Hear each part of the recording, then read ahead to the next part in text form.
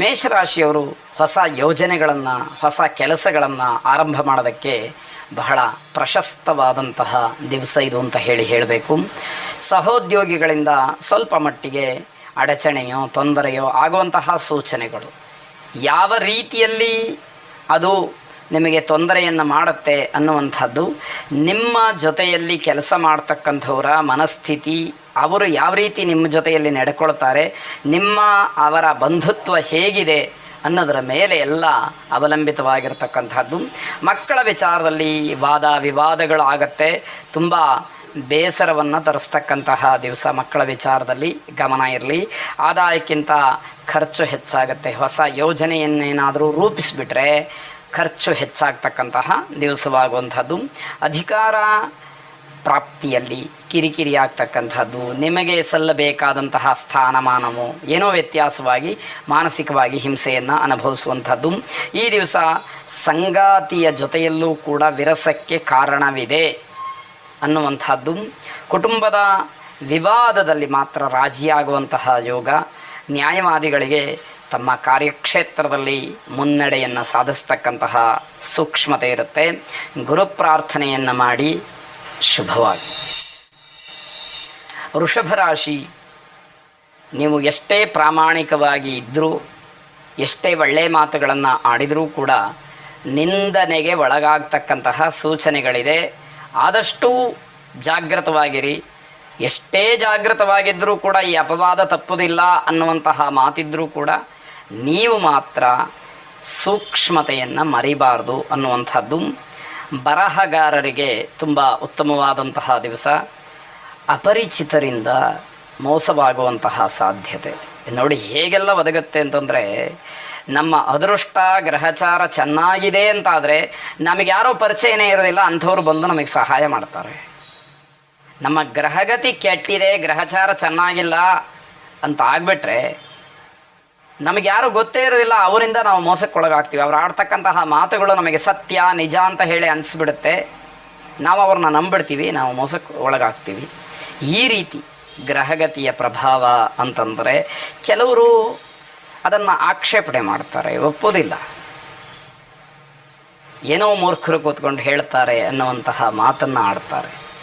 ಆದರೆ ಎಲ್ಲರೂ ಕೇಳಿ ಅಂತಲ್ಲ, ಅವರವರ ಅನುಭವಕ್ಕೆ ಬಂದಾಗ ಹೇಳುವಂತಹ ವಿಚಾರಗಳನ್ನು ಹೊರೆಹಚ್ಚಿ ನೋಡಿದಾಗ ಅದು ಗೊತ್ತಾಗುವಂಥದ್ದು. ಈ ಎಲ್ಲ ವಿಷಯಗಳನ್ನು ಪ್ರತಿಯೊಂದನ್ನು ಕೂಡ ಸಮೀಕರಣ ಮಾಡಿ ನೋಡಬೇಕು. ಜ್ಯೋತಿಷ ಆಗ್ಬೋದು, ವೇದ ಆಗ್ಬೋದು, ವೇದಾಂತವಾಗ್ಬೋದು, ಉಪನಿಷತ್ತಾಗ್ಬೋದು, ಮನುಸ್ಮೃತಿ ಆಗ್ಬೋದು, ಎಲ್ಲವೂ ಅಷ್ಟೇ. ಇವೆಲ್ಲ ಒಂದಕ್ಕೊಂದು ಪರಸ್ಪರವಾಗಿ ಅವಲಂಬಿತವಾಗಿ ಹೊಂದಿಕೊಂಡಿರತಕ್ಕಂತಹ ವಿಚಾರಗಳು. ಇದರಲ್ಲಿ ಯಾವುದನ್ನು ಬಿಟ್ಟರೂ ಕೂಡ ಆಗದೇ ಇರತಕ್ಕಂಥದ್ದು. ನಿಮಗೊಂದು ಸಂಸ್ಕಾರ ಬೇಕು, ನೀವೊಬ್ಬ ವ್ಯಕ್ತಿಯಾಗಿ ವೇದಿಕೆ ಮೇಲೆ ನಿಂತ್ಕೊಂಡು ಮಾತಾಡ್ತಾ ಇದ್ದೀನಿ ಅನ್ನೋದಾದರೆ ಅದಕ್ಕೊಂದು ಸಂಸ್ಕಾರ, ಅದಕ್ಕೊಂದು ಹಿನ್ನೆಲೆ ಇದೆ ಅಂತಂದರೆ ಇವೆಲ್ಲ ಅದಕ್ಕೆ ಪೂರ್ವಭಾವಿಯಾದಂತಹ ಮೆಟ್ಟಿಲುಗಳು. ಅದನ್ನು ಮರಿಬಾರ್ದು. ವಾಕ್ ಸ್ವಾತಂತ್ರ್ಯ ಇರುವಾಗ ಕೆಲವರು ಹಾಗೆಲ್ಲ ಮಾತಾಡುವಂಥದ್ದು ಇತ್ಯಾದಿಗಳೆಲ್ಲ ಸಹಜವಾಗಿರುತ್ತೆ. ಆದರೆ ಯಾವ ವಿಷಯವನ್ನು ಹೇಗೆ ಅರ್ಥ ಮಾಡಿಕೊಳ್ಬೇಕೋ ಆ ರೀತಿಯಲ್ಲಿ ಮಾತ್ರ ತಗೋಬೇಕು ಅನ್ನುವಂಥದ್ದು ಬಹಳ ಮುಖ್ಯವಾಗುತ್ತೆ. ಹಾಗಾಗಿ ಅಪರಿಚಿತರು ನಿಮಗೆ ಮೋಸ ಮಾಡುವಂಥದ್ರಲ್ಲಿ ಆಶ್ಚರ್ಯ ಅಂತಕ್ಕಂಥದ್ದು ಏನೂ ಇರೋದಿಲ್ಲ. ಬಹಳ ನಿರಾಳವಾಗಿ ನಿಮ್ಮ ಸಮಸ್ಯೆಗಳಿಗೆ ನೀವು ಪರಿಹಾರವನ್ನು ಕಂಡುಕೊಳ್ತಕ್ಕಂತಹ ಒಂದು ಸಾಮರ್ಥ್ಯ, ಯೋಗ್ಯತೆ, ಆ ಶಕ್ತಿ ನಿಮ್ಮಲ್ಲಿ ಇರುವಂಥದ್ದು. ಕಟ್ಟಡ ಸಾಮಗ್ರಿಗಳನ್ನು ವ್ಯಾಪಾರ ಮಾಡ್ತಕ್ಕಂಥವ್ರಿಗೆ ನಷ್ಟ ಆಗುವಂತಹ ಸಾಧ್ಯತೆ ಇದೆ. ನಿಮ್ಮ ವಿರೋಧಿಗಳು ಆಶ್ಚರ್ಯವಾಗುವಂತಹ ರೀತಿಯಲ್ಲಿ ನಿಮಗೆ ಬೆಂಬಲವನ್ನು ನೀಡ್ತಾರೆ. ಅದರ ಹಿಂದಿನ ಸಂಚು ಏನಿದೆ ಅದನ್ನು ತಿಳಿಬೇಕಾದಂಥದ್ದು ಬಹಳ ಮುಖ್ಯವಾಗುತ್ತೆ. ರಾಜಕಾರಣಿಗಳಿಗೆ ಹೆಚ್ಚಿನ ಒತ್ತಡ ಇರತಕ್ಕಂಥದ್ದು. ಪಾರಂಪರಿಕವಾದಂತಹ ವೃತ್ತಿಯಲ್ಲಿ ಗಣನೀಯವಾದಂತಹ ಆದಾಯವನ್ನು ಕಾಣ್ತೀರಿ. ಶಂಕರ ನಾರಾಯಣನನ್ನು ಪ್ರಾರ್ಥನೆ ಮಾಡಿ. ಶುಭವಾಗಿ. ಮಿಥುನ ರಾಶಿ, ವ್ಯವಹಾರದಲ್ಲಿ ಸ್ವಲ್ಪ ಎಚ್ಚರಿಕೆಯಿಂದ ಇರಬೇಕಾದಂಥದ್ದು ಮುಖ್ಯವಾಗುತ್ತೆ. ಮಕ್ಕಳ ಸಹಕಾರ ನಿಮಗೆ ನೆಮ್ಮದಿಯನ್ನು ತರತಕ್ಕಂಥದ್ದು. ಅಧಿಕವಾದಂತಹ ಹಣದ ಖರ್ಚಿಗೆ ದಾರಿಗಳು ಹೆಚ್ಚಿರುತ್ತೆ. ಒಟ್ಟಾರೆ ಕುಟುಂಬದಲ್ಲಿ ಕಿರಿಕಿರಿ ಅಂತಕ್ಕಂಥದ್ದು ತಪ್ಪಿದ್ದಲ್ಲ. ಎಲ್ಲವೂ ಕೂಡ ಯಾಂತ್ರಿಕವಾಗಿ ನಡೀತಾ ಇರುತ್ತೆ. ಆದರೆ ಮಾನಸಿಕವಾಗಿ ಏನೋ ಹಿಂಸೆ ಅನ್ನುವಂಥದ್ದು, ಸಂಗಾತಿಯ ಜೊತೆಯಲ್ಲಿ ವಾದ ವಿವಾದಗಳು ತಾರಕಕ್ಕೆ ಇರತಕ್ಕಂತಹ ಸೂಚನೆಗಳಿದೆ. ಮೂಲವ್ಯಾಧಿ ಕಾಯಿಲೆ ಇರತಕ್ಕಂಥವರಿಗೆ ಸ್ವಲ್ಪ ತೊಂದರೆ ಆಗುವಂಥದ್ದು ಸೂಚ್ಯವಾಗಿ ಕಾಣ್ತಾ ಇದೆ. ಆರೋಗ್ಯದ ಬಗ್ಗೆ ಹೆಚ್ಚು ಗಮನವನ್ನು ಕೊಡಬೇಕು. ಆರೋಗ್ಯವೇ ಭಾಗ್ಯ ಅನ್ನುವಂತಹ ಮಾತನ್ನು ಜ್ಞಾಪಿಸ್ಕೊಳ್ಬೇಕು. ಆ ಒಂದು ಮಾತನ್ನು ಮನಸ್ಸಿನಲ್ಲಿ ಇಟ್ಟುಕೊಂಡು ಆರೋಗ್ಯದ ಬಗ್ಗೆ ಹೆಚ್ಚು ಗಮನವನ್ನು ಹರಿಸಿ ಅನ್ನುವಂಥದ್ದು. ವಿಷ್ಣುತ್ರಯೀ ಮಂತ್ರವನ್ನು ಶ್ರವಣ ಮಾಡಿ ಆರೋಗ್ಯದಲ್ಲಿ ಇರತಕ್ಕಂತಹ ವ್ಯತ್ಯಾಸ ಸ್ವಲ್ಪ ಮಟ್ಟಿಗಾದರೂ ಉಪಶಮನವಾಗಲಿ, ಶುಭವಾಗಲಿ.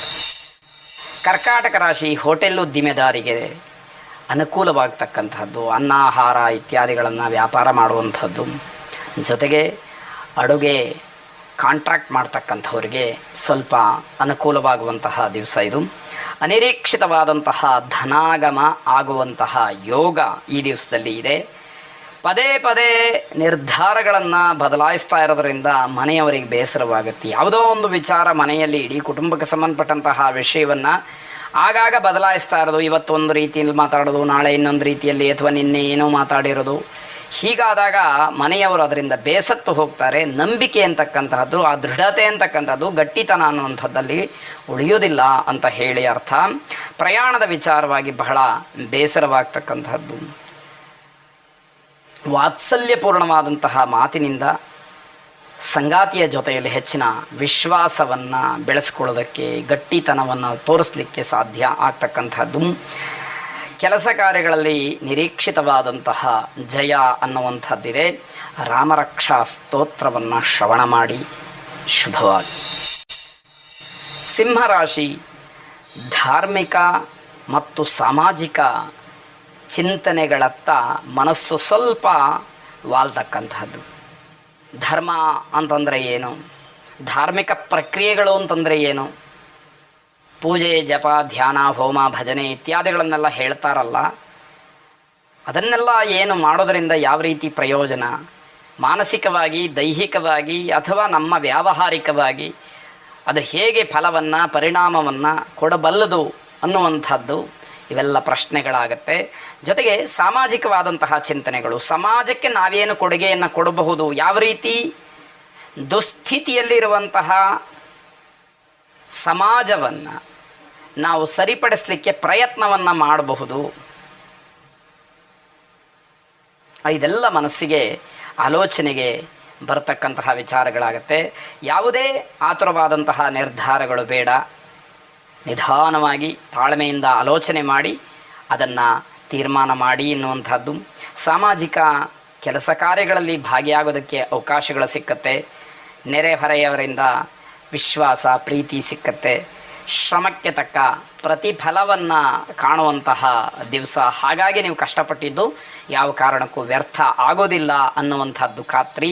ಸ್ತ್ರೀಯರಿಗೆ ಸಾಮಾಜಿಕ ಒಂದು ಜೀವನದಿಂದ ತೃಪ್ತಿ ಸಿಕ್ಕತ್ತೆ. ಅಂದರೆ ಸಾಮಾಜಿಕವಾಗಿ ಸಾರ್ವಜನಿಕವಾಗಿ ಬೆರೆಯೋದರಿಂದ, ಅಂತಹ ಕೆಲಸಗಳಲ್ಲಿ ಭಾಗಿಗಳಾಗೋದ್ರಿಂದ ಮಾನಸಿಕವಾದಂತಹ ಸಮಾಧಾನ ನೋಡಬಹುದು ಅನ್ನೋ ಅರ್ಥ. ತಪ್ಪುಗಳನ್ನು ಸರಿಪಡಿಸಿಕೊಂಡು ಸಮಾಧಾನದಿಂದ ಇರುವಂಥದ್ದಾಗತ್ತೆ. ಜೀವನದ ಅರ್ಥ ಮತ್ತು ಸಾರ್ಥಕತೆಯ ಬಗ್ಗೆ ಒಂದಷ್ಟು ಹುಡುಕಾಟ ನಡೆಯಬಹುದು. ಏನು ಈ ಜೀವನ ಅಂತಂದರೆ ಇಷ್ಟೇನಾ, ನಾನು ಏನು ಮಾಡಿದೆ ಇಲ್ಲಿವರೆಗೆ, ನನ್ನ ಜೀವನ ಸಾರ್ಥಕವಾಗಿದೆಯಾ, ನನ್ನ ಹೋರಾಟಗಳಿಗೆ ಫಲ ಸಿಕ್ಕಿದೆಯಾ, ಇವೆಲ್ಲವನ್ನು ಪ್ರಶ್ನೆ ಮಾಡಿಕೊಂಡಾಗ ಒಂದು ರೀತಿಯಲ್ಲಿ ಮಾನಸಿಕವಾಗಿ ಏನೋ ಒಂದು ಸಮಾಧಾನ ನಮಗೆ ಸಿಕ್ಕುವಂಥದ್ದಾಗತ್ತೆ. ಮತ್ತು ನಾನು ಇನ್ನೇನನ್ನು ಮಾಡಬೇಕು, ಏನು ಸಾಧನೆ ಮಾಡಬೇಕು, ಏನು ಗಳಿಸಬೇಕು, ಯಾವುದು ಇಲ್ಲಿಯವರೆಗೆ ನನ್ನಿಂದ ಆಗಿಲ್ಲ, ಇವೆಲ್ಲವೂ ಕೂಡ ಮುನ್ನೆಲೆಗೆ ಬರತಕ್ಕಂಥದ್ದಾಗತ್ತೆ. ಬಲರಾಮನನ್ನು ಪ್ರಾರ್ಥನೆ ಮಾಡಿ, ಸ್ಮರಣೆ ಮಾಡಿ, ಶುಭವಾಗಿ. ಕನ್ಯಾ ರಾಶಿ ಮನಸ್ಸಿನಲ್ಲಿ ಏನೋ ಬೇಸರ ಇರುತ್ತೆ. ಅದು ನಿವಾರಣೆ ಆಗಬೇಕು ಅಂತಾದರೆ ಹೊಸ ಜಗತ್ತಿನ ಅರಿವು ಇರಬೇಕಾಗತ್ತೆ. ನಾವೇನು ಮಾಡ್ತೀವಿ ಅಂತಂದರೆ ನಮ್ಮದೇ ವ್ಯವಹಾರ, ಈ ಒಂದು ವೃತ್ತವನ್ನು ಬಿಟ್ಟು ನಾವು ಹೊರಗಡೆ ಹೋಗೋದೇ ಇಲ್ಲ, ಇಷ್ಟೇ.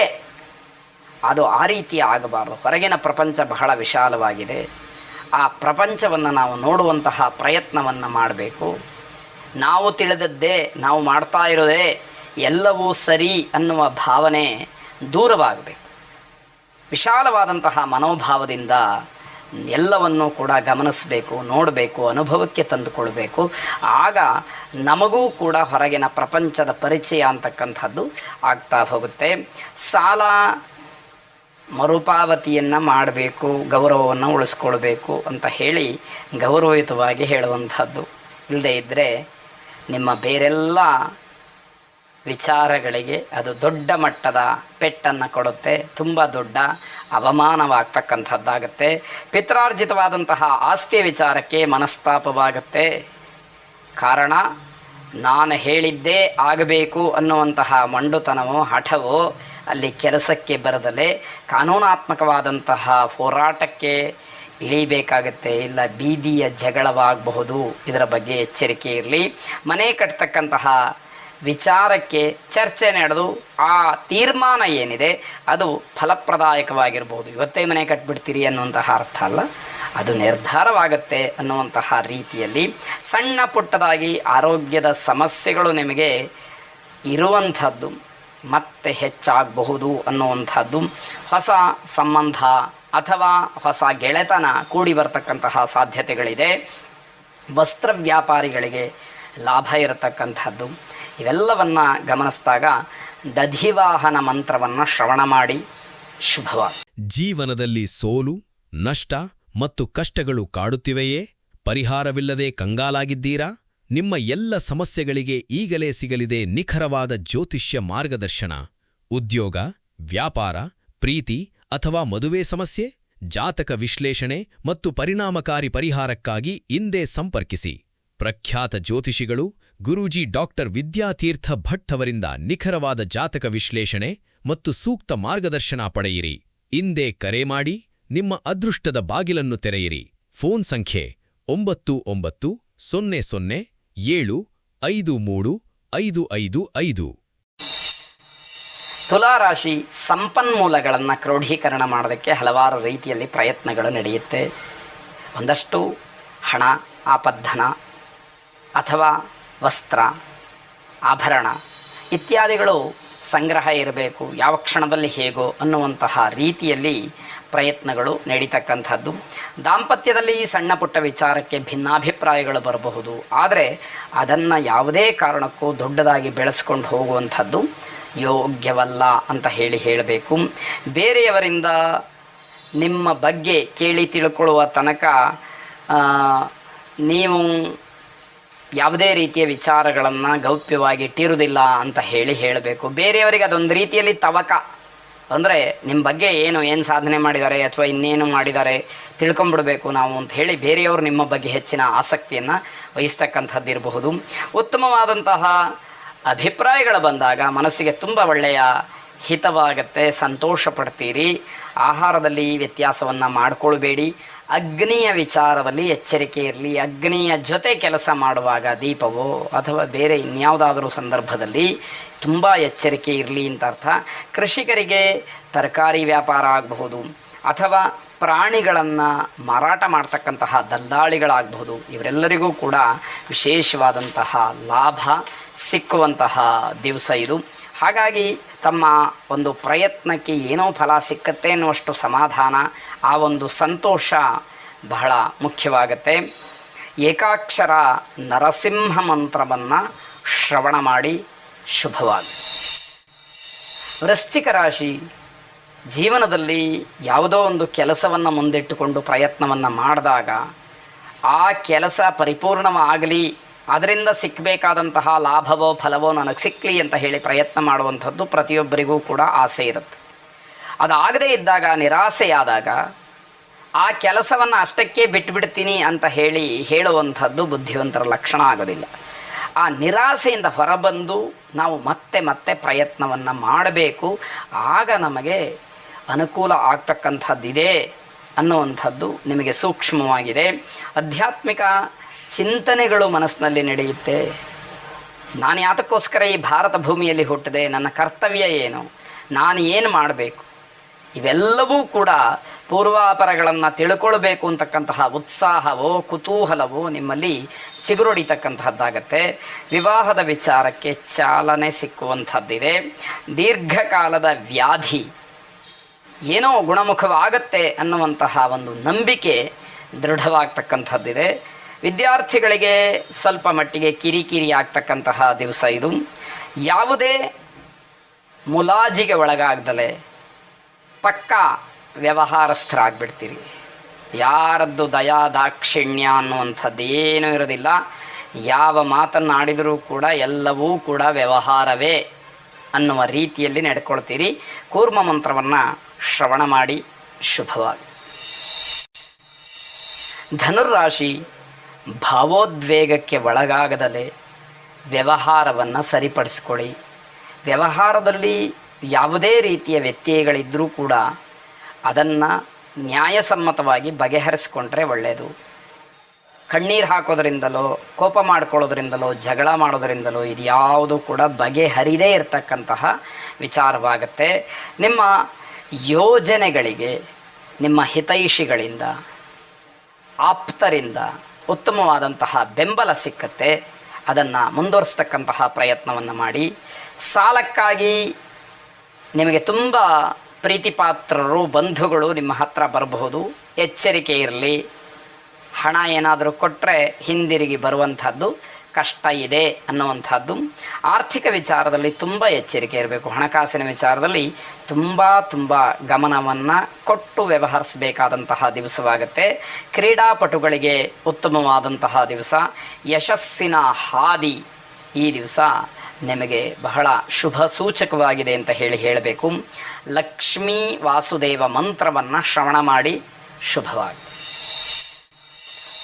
ಮಕರ ರಾಶಿ ಸತ್ಯ ಶೋಧನೆಯಿಂದ ಆಂತರಿಕವಾದಂತಹ ಒಂದಷ್ಟು ಗೊಂದಲಗಳು ದೂರವಾಗುತ್ತೆ. ಇದರ ಅರ್ಥ ಇಲ್ಲಿಯವರೆಗೆ ನಾನು ತಿಳ್ಕೊಂಡಿದ್ದು ಸುಳ್ಳು ಅಥವಾ ತಪ್ಪು, ಈಗ ನಾನು ಏನು ತಿಳ್ಕೊಳ್ಳೋದಕ್ಕೆ ಹೊರಟಿದ್ದೀನಿ ಅಥವಾ ನನಗೇನು ತಿಳುವಳಿಕೆ ಈಗ ಬರ್ತಾ ಇದೆ ಇದು ಸತ್ಯ ಅಂತ ಹೇಳಿ ಖಾತ್ರಿ ಆದ ಮೇಲೆ ಮಾನಸಿಕವಾಗಿ ಇದ್ದಂತಹ ಒಂದಷ್ಟು ಗೊಂದಲಗಳು ದೂರವಾಗ್ತಕ್ಕಂಥದ್ದು. ಇದನ್ನೇ ಮುಂದುವರಿಸಿಕೊಂಡು ಹೋಗ್ತಕ್ಕಂಥದ್ದು ಜೀವನದ ಧ್ಯೇಯವಾಗಲಿ. ಆಗ ಉದ್ಧಾರ ಆಗೋದಕ್ಕೆ ಅವಕಾಶಗಳು ಬೇಕಾದಷ್ಟು ಸಿಕ್ಕತ್ತೆ. ಆಂತರಿಕವಾದಂತಹ ಶತ್ರುಗಳು ನಿಮಗೆ ಅಡ್ಡಿ ಬರಬಹುದು. ಎಚ್ಚರಿಕೆ ಇರಲಿ. ಆಂತರಿಕ ಶತ್ರುಗಳು ಅಂತಂದರೆ ಹಿತಶತ್ರುಗಳು, ಮನೆಯವರೇ, ಜೊತೆಯಲ್ಲಿರುವಂಥವರೇ, ನಿಮ್ಮಿಂದ ಸಹಾಯವನ್ನು ಪಡ್ಕೊಂಡಂಥವರೇ, ಅವರೇ ನಿಮಗೆ ಶತ್ರುಗಳಾಗ್ತಾರೆ. ಖಂಡಿತವಾಗಿ ನೀವು ಅವ್ರನ್ನ ಶತ್ರುಗಳು ಅಂತ ಹೇಳಿ ಕನಸಿನಲ್ಲೂ ಕೂಡ ಅಂದುಕೊಂಡಿರೋದಿಲ್ಲ. ಆದರೆ ಅವರೇ ಶತ್ರುಗಳು. ಇದರ ಬಗ್ಗೆ ಎಚ್ಚರ ಇರಲಿ. ನಿಮ್ಮ ಧೈರ್ಯಯುತವಾದಂತಹ ಕೆಲಸಗಳು ಏನಿದೆ ಅದರಿಂದ ಹಿಂಜರಿಬೇಡಿ. ನಿಮಗೆ ಅಧೈರ್ಯ ಅಂತಕ್ಕಂಥದ್ದು ತುಂಬಾ ಜಾಸ್ತಿ. ಯಾವ ಕೆಲಸ ಮಾಡೋದಕ್ಕೂ ಕೂಡ ಧೈರ್ಯ ಇರೋದೇ ಇಲ್ಲ. ಜೊತೆಗೊಬ್ಬರು ಬೇಕೇ ಬೇಕು. ಅಂತಹ ಪರಿಸ್ಥಿತಿಯಲ್ಲಿ ಯಾವ ಕಾರಣಕ್ಕೂ ಕೂಡ ನೀವು ಹಿಂಜರಿಕೆಯನ್ನು ತೋರಿಸಿದರೆ ನಿಮ್ಮೆಲ್ಲ ಯೋಜನೆಗಳು ಕೆಲಸಗಳು ಹಾಳಾಗ್ತಕ್ಕಂಥದ್ದಾಗಬಹುದು. ವೃತ್ತಿಯಲ್ಲಿ ನಿಮ್ಮ ಗುರಿಯನ್ನು ನೀವು ನಿರಾಯಾಸವಾಗಿ ತಲುಪಿಬಿಡ್ತೀರಿ. ಅದರಲ್ಲಿ ಏನು ಯಾವ ಅನುಮಾನವೂ ಬೇಡ. ಸಂಗಾತಿಯ ಜೊತೆಯಲ್ಲಿ ಸಮಾಧಾನ ಅಥವಾ ಶಾಂತಿ ಸಂತೋಷ ಸಿಕ್ಕಬೇಕು ಅಂತಾದರೆ ನೀವು ಬಹಳ ಪ್ರಾಮಾಣಿಕವಾಗಿ ನಡ್ಕೊಳ್ಬೇಕು, ವರ್ತಿಸಬೇಕು ಅನ್ನುವಂಥದ್ದು ಮುಖ್ಯವಾಗುತ್ತೆ. ಜಗನ್ಮೋಹನ ಮಂತ್ರವನ್ನು ಶ್ರವಣ ಮಾಡಿ. ಶುಭವಾಗಿ. ಕುಂಭರಾಶಿ ಕುಟುಂಬದ ವಿಚಾರದಲ್ಲಿ ನಿಮ್ಮ ನಿಲುವು ಬಹಳ ಅಮೂಲ್ಯವಾಗಿ ಪರಿಣಾಮವನ್ನು ಬೀರುತ್ತೆ. ಮನೆಗೆ ಸಂಬಂಧಪಟ್ಟ ಹಾಗೆ ಯಾವುದೋ ಸಮಸ್ಯೆಗಳಿದೆ ಅಂತಾದರೆ ನೀವೇನು ನಿರ್ಧಾರವನ್ನು ಮಾಡ್ತೀರೋ ಆ ನಿರ್ಧಾರದ ಮೇಲೆಯೇ ಅದು ಪರಿಪೂರ್ಣವಾಗಿ ಅವಲಂಬಿತವಾಗಿರುತ್ತೆ.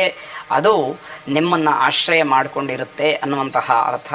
ಪ್ರೇಮಿಗಳಿಗೆ ತುಂಬ ಹಿನ್ನಡೆಯಾಗ್ತಕ್ಕಂತಹ ದಿವಸ. ಕೃಷಿ ಯಂತ್ರಗಳನ್ನು ಹೊಂದಿರತಕ್ಕಂಥವ್ರು ಮತ್ತು ಬಾಡಿಗೆ ವಾಹನವನ್ನು ಇಟ್ಟುಕೊಂಡಿರ್ತಕ್ಕಂಥವ್ರಿಗೆ ಲಾಭ ಆಗುವಂತಹ ದಿವಸ ಇದಾಗಿದೆ. ಪೋಷಕರ ಜೊತೆಯಲ್ಲಿ ಉತ್ತಮವಾದಂತಹ ಬಾಂಧವ್ಯ ಮತ್ತು ನಿರೀಕ್ಷಿತವಾದಂತಹ ಕಾರ್ಯ ನಡೀತಕ್ಕಂಥದ್ದು ವಿಶೇಷವಾಗಿದೆ. ವಾಹನಗಳ ಬಿಡಿ ಭಾಗಗಳನ್ನು ಮಾರಾಟ ಮಾಡ್ತಕ್ಕಂಥವರಿಗೆ ಲಾಭ ಮತ್ತು ಶುಭ ಇರುವಂತಹ ದಿವಸ. ಗೋಪಾಲಕೃಷ್ಣನನ್ನು ಪ್ರಾರ್ಥನೆ ಮಾಡಿ ಗೋಪಾಲಕೃಷ್ಣ ಮಂತ್ರವನ್ನು ಶ್ರವಣ ಮಾಡಿ ಶುಭವಾಗಿ.